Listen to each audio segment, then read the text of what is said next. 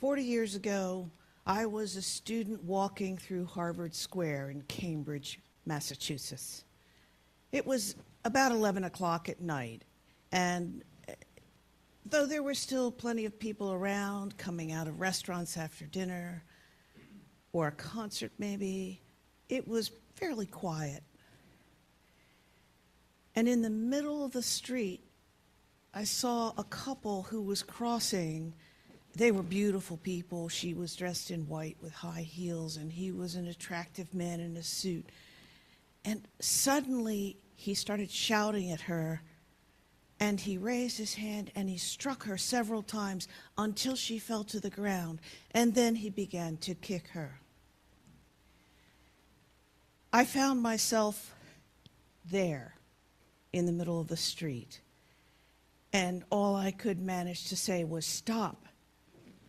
Stop. This is wrong. What you are doing is wrong." And he stood up and he looked at me and he towered over me, and he was very angry, and I was frightened. I didn't look away, but I couldn't think of anything else to say or do. And then he looked around. He saw the crowd that had gathered in a semicircle behind me. Everyone was eerily silent, and the man walked away. For 40 years, that experience has haunted me.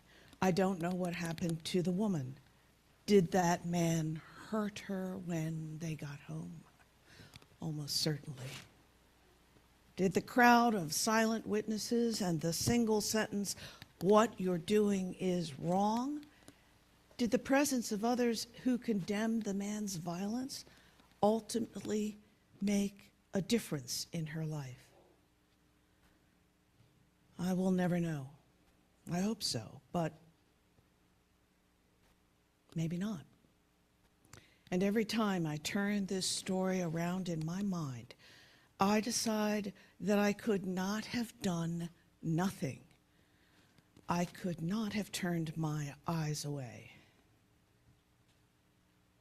The horrible truth of domestic violence is that the public expression of violence in a personal relationship is only the tiniest percentage of relational abuse that occurs.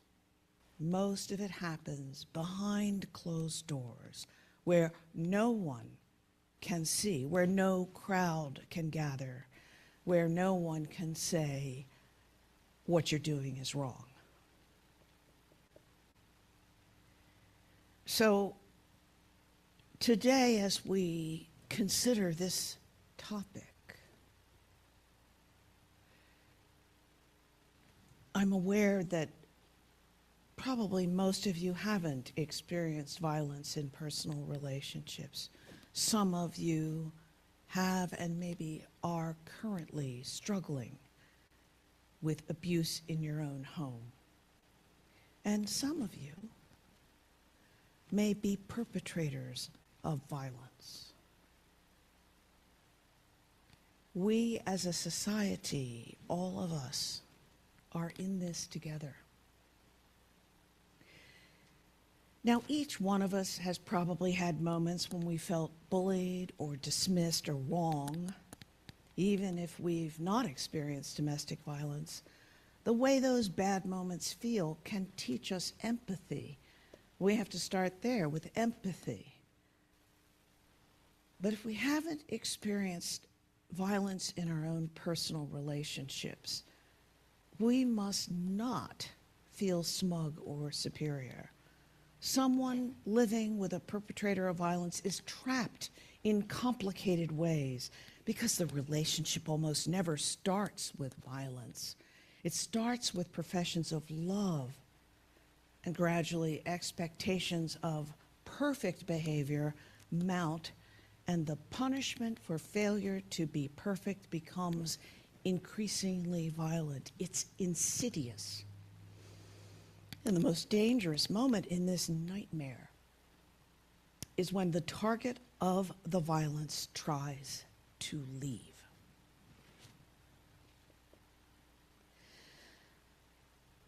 A perpetrator of domestic violence is a human being too, and typically someone who from childhood was subjected to violent abuse at the hands of people who were supposed to love them. The deeply rooted issues that result make it difficult for therapists to guide an abuser to change. From research and through programs designed to treat perpetrators of domestic violence, we know that even convicted perpetrators serving time in jail don't see themselves as the cause of harm. It takes at least a year of therapy just to bring a perpetrator to the point that they understand that what they did was wrong. And then it takes a long time for them to be capable of relationships that are not abusive.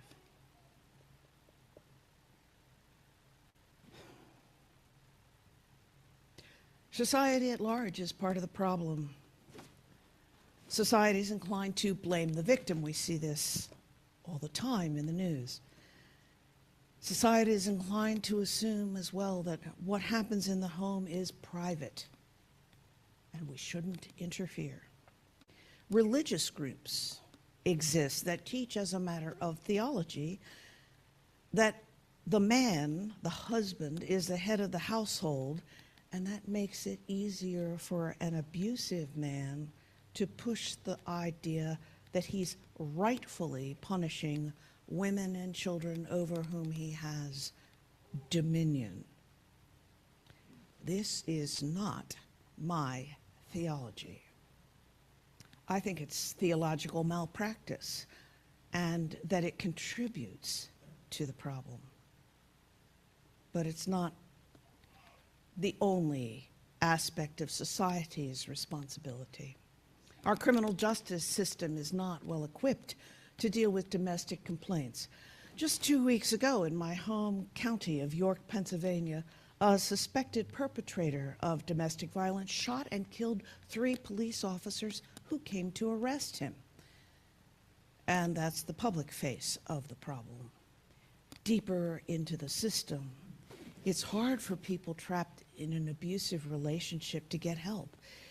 It's almost impossible for relatives and friends to obtain help for their beloveds. I've seen this in many of the congregations I've served. In one, I knew a family with an abusive husband and father who was ordered into an anger management program.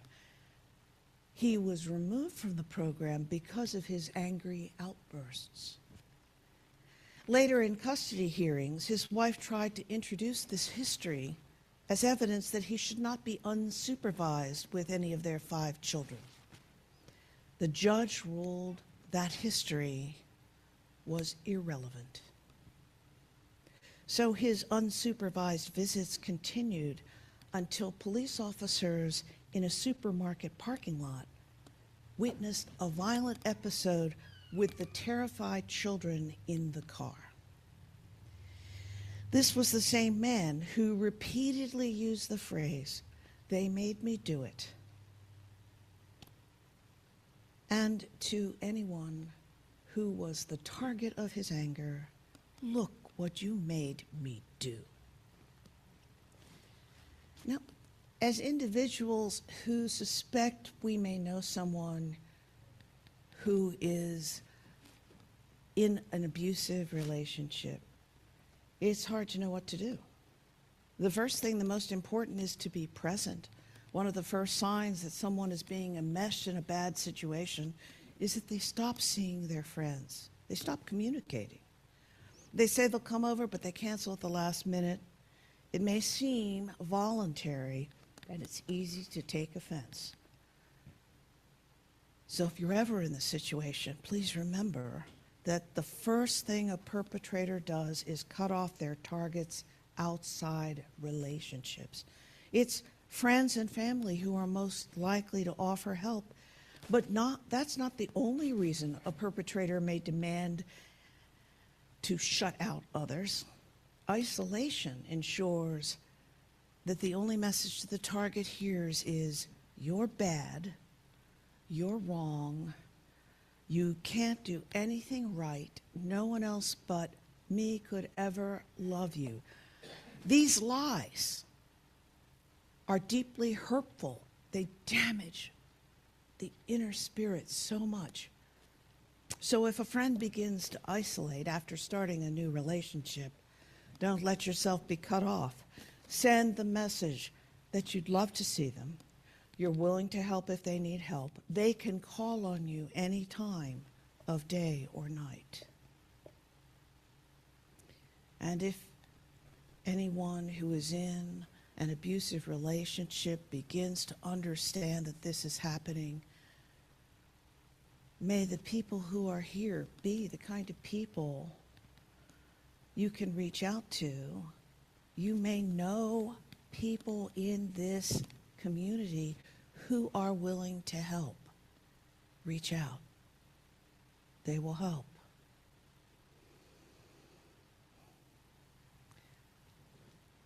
Part of the weird psychology of abuse is that violence often is directed at people in the relationship who fail to meet the perpetrator's rules.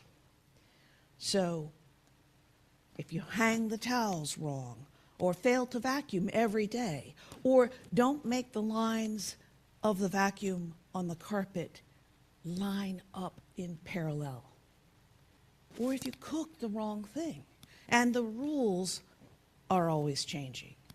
There's always something else that the target should have known.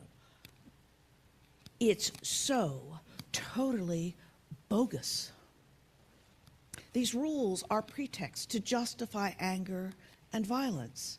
These rules, the anger and the violence, are methods of control over another human being.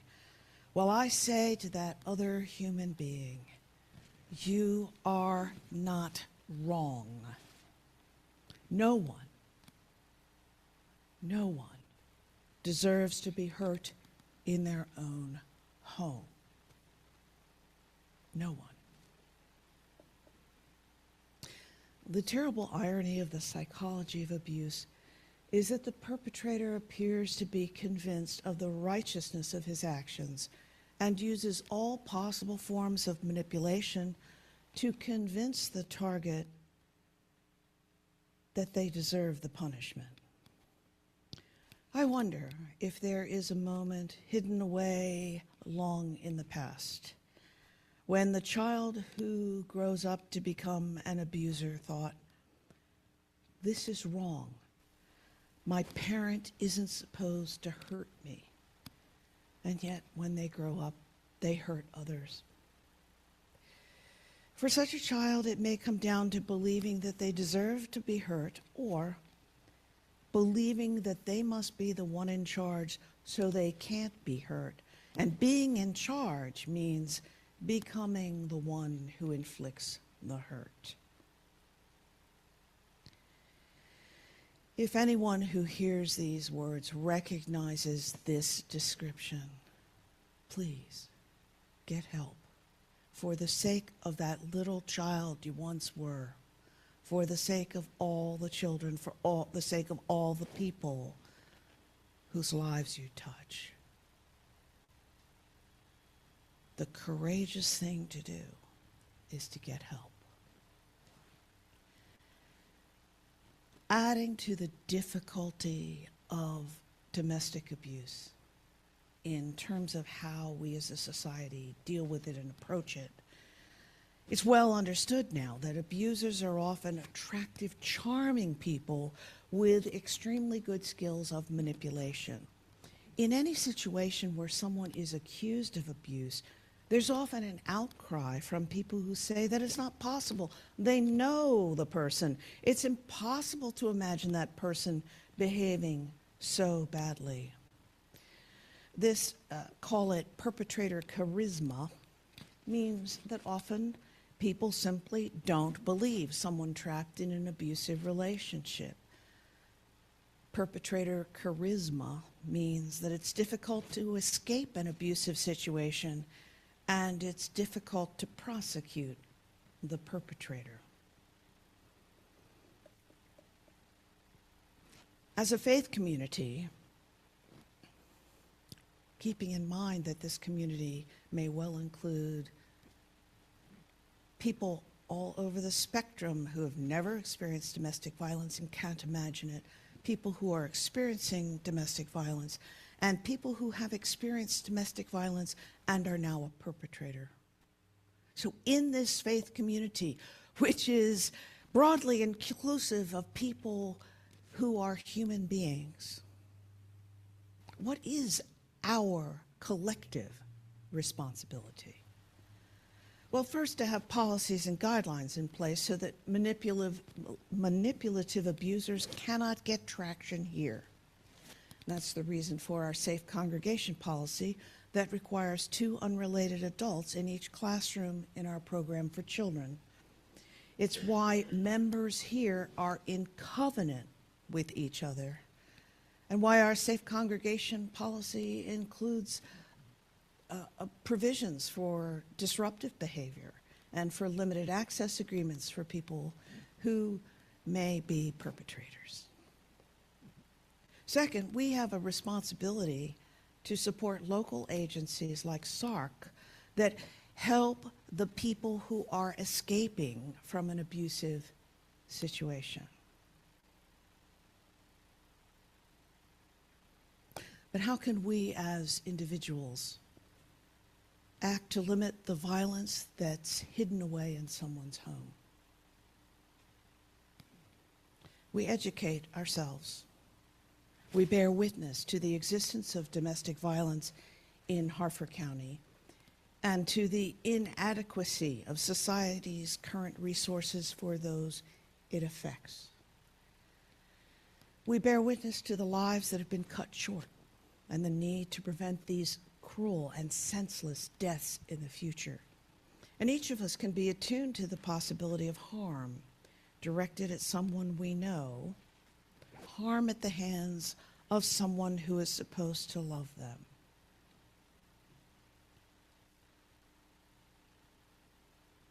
As a congregation, as individuals in a congregation, we can be present.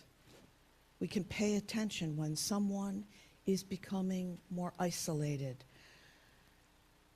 We can wonder if someone is extraordinarily charismatic. We can be ready to answer the phone, to get in the car, to respond with affirmation and love when someone says, "Please help." None of this is enough, but it isn't nothing.